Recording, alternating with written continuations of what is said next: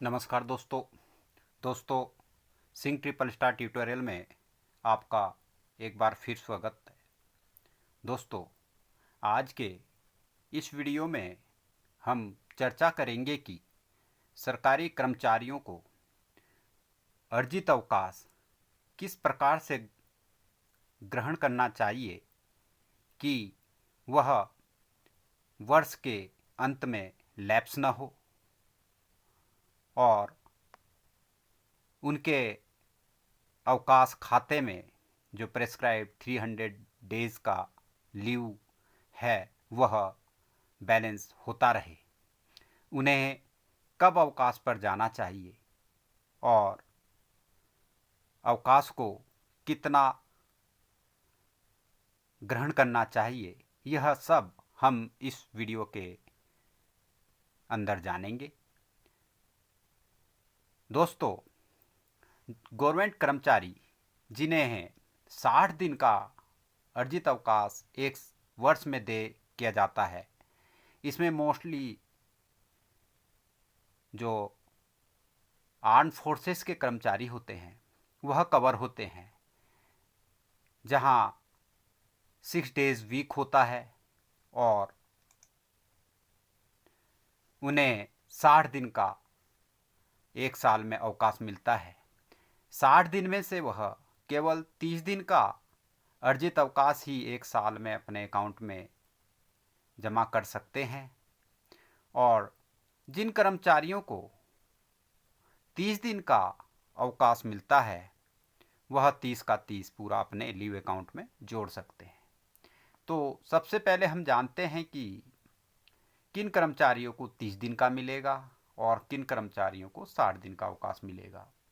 ऐसे कर्मचारी जिनके कार्यालयों में सप्ताह में शनिवार व रविवार का अवकाश होता है, उन कर्मचारियों को पूरे वर्ष के लिए 30 दिन का अर्जित अवकाश मिलता है एवं उनके अवकाश खाते में 1 जनवरी व 1 जुलाई को 15-15 दिन का अर्जित अवकाश जोड़ा जाता है।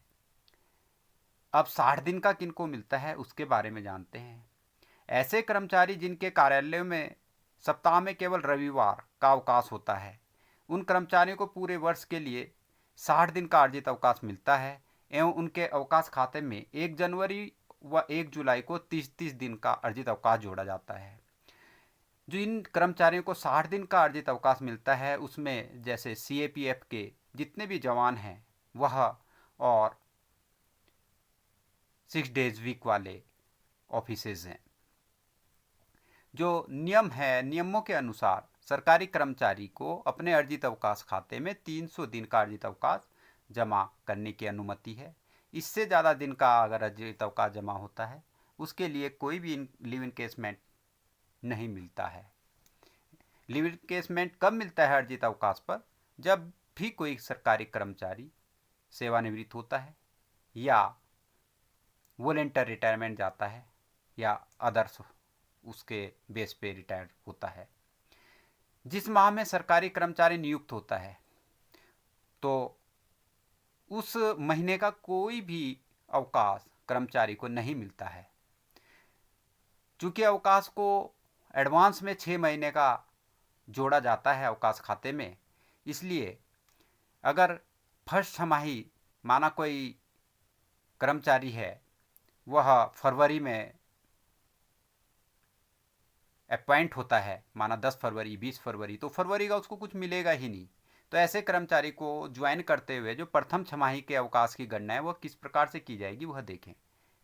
तो अगर 30 दिन का आपको साल में अवकाश मिलता है तो आपका 2.5 दिन प्रति माह के हिसाब से जुड़ेगा और 5 दिन 60 जिनको 60 दिन मिलता है उनका 5 दिन।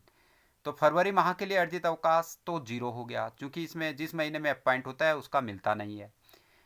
मार्च से जून 4 महीने हुए, इसका जो अवकाश होगा अगर 2.5 दिन का है, 30 दिन वाले हैं तो उनको 10 दिन और अगर 60 दिन वाले हैं उनको 20 दिन।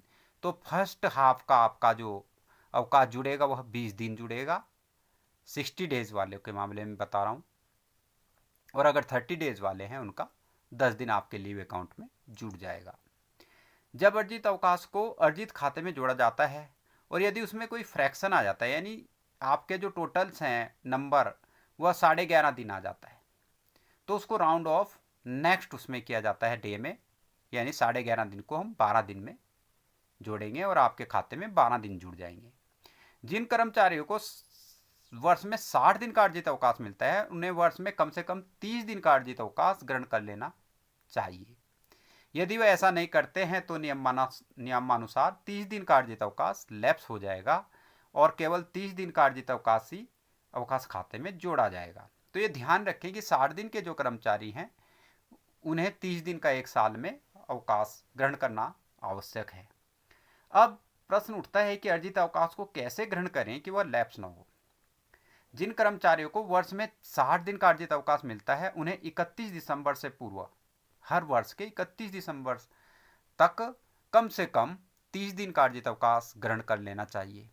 अगर वह ऐसा करते हैं तो उनका कोई भी अवकाश लैप्स नहीं होगा।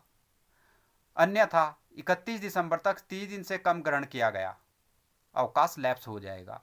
जैसे कि यदि आपने किसी भी साल में 60 दिन आपको एक साल में मिलता है और 28 दिन का 31 दिसंबर तक ही अवकाश ग्रहण किया तो आपके 2 दिन लैप्स हो जाएंगे, चाहे आप जनवरी में कितना भी अवकाश ग्रहण करें।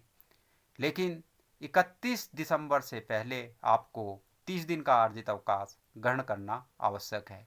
अब इसको हम उदाहरणों से समझेंगे। इसमें डाउट रहता है कर्मचारियों को और उनका अवकाश लैप्स हो जाता है। यदि कोई एक्स नाम का कर्मचारी है, प्रत्येक वर्ष 60 दिन इसे मिलता है अवकाश। उसके द्वारा माह मार्च में 7 दिन, सितंबर में 5 दिन और 24 दिन, और वह 24 दिसंबर को, मतलब 2 तो इसने अवेल कर लिया और 24 दिसंबर को 45 दिन के अर्जित अवकाश पर प्रस्थान करता है। तो क्या इस कर्मचारी का इस वर्ष का अर्जित अवकाश लैप्स होगा या नहीं, क्योंकि वह इस वर्ष में 7 दिन पहले चला गया, 5 दिन बाद में और 45 दिन 24 दिसंबर को चला गया। टोटल ये 57 दिन के लिए अर्जित अवकाश पर चला गया है। अब इसके अनुसार नियमानुसार इस कर्मचारी को वर्ष में 31 दिसंबर तक 30 दिन का अर्जित अवकाश ग्रहण करना अनिवार्य है। इस कर्मचारी द्वारा माह दिसंबर तक 7 + 5 + 8 ये कौन सा आया है? 24 दिसंबर से 31 दिसंबर तक इसने अवेल किया वह 8 दिन किया, तो ये 8 बाकी का नेक्स्ट ईयर में चला गया आपका। केवल इसने 20 दिन अवेल किया, जबकि इसको 31 दिसंबर तक कितना करना चाहिए था? 30 दिन। तो इसका 10 दिन का अवकाश लैप्स हो जाएगा। ये ध्यान रखें, इसने अवेल तो किया 57 दिन, लेकिन इसका 10 दिन लैप्स हो जाएगा। इसी प्रकार यदि कोई कर्मचारी जिसे प्रत्येक वर्ष 60 दिन का अर्जित अवकाश दे है, वह 2 दिसंबर को 50 दिन के अर्जित अवकाश पर प्रस्थान करता है, तो क्या इस कर्मचारी का वर्ष का अर्जित अवकाश लैप्स होगा या नहीं? इस वर्ष का होगा या नहीं यह जानेंगे हम। वह 2 दिसंबर को गया है 50 दिन के अर्जित अवकाश पर। इस क्वेश्चन को जरा ध्यान से देखें कि कब गया है वो? 2 दिसंबर को, यानी 2 दिसंबर इसने नियमानुसार इस कर्मचारी को 31 दिसंबर तक 30 दिन का अर्जित अवकाश ग्रहण करना था। यह कर्मचारी 2 दिसंबर को 50 दिन अर्जित अवकाश पर प्रस्थान हुआ है। इस प्रकार इस कर्मचारी ने 31 दिसंबर तक 30 दिन अर्जित अवकाश ग्रहण कर लिया है। 31 दिसंबर तक उसको कितना करना था? 30 ही दिन करना था, और 31 दिसंबर तक उसने 30 दिन का ग्रहण कर लिया है, और इसलिए इसका कोई भी अवकाश लैप्स नहीं होगा, क्योंकि 31 दिसंबर तक कंडीशन है 30 दिन का और वह उसने पहले ही ग्रहण कर लिया है। तो इस प्रकार से अवकाश पर जाएं जिनको 60 दिन मिलता है कि कम से कम वह 2 दिसंबर को अवकाश पर प्रस्थान कर लें, अगर पूरे साल उन्होंने अर्जित अवकाश ग्रहण नहीं किया है, ताकि उनका कोई भी अवकाश लैप्स ना हो। चाहे वह 2 दिसंबर को 60 दिन निकल अवकाश पे जाएं, 50 दिन जाएं, 40 दिन जाएं, लेकिन 2 दिसंबर से पहले चले जाएं, ताकि 31 दिसंबर तक आपका 30 दिन हो जाए। अगर वर्ष में एक बार ही जाते हैं, जैसे CAPF के कर्मचारी हैं, मोस्टली लंबे जो घर से बहुत दूर रहते हैं, वह साल में एक बार जाते हैं अर्जित अवकाश पर, तो वह इस प्रकार से अपना प्लान करें। और यदि बीच में उन्होंने पहले कुछ अवकाश काट लिया है तो यह ध्यान रखें कि कम से कम 31 दिसंबर तक हर साल के वह 30 दिन का अर्जित अवकाश टोटल ग्रहण कर लें, ताकि उनका अवकाश लैप्स न हो।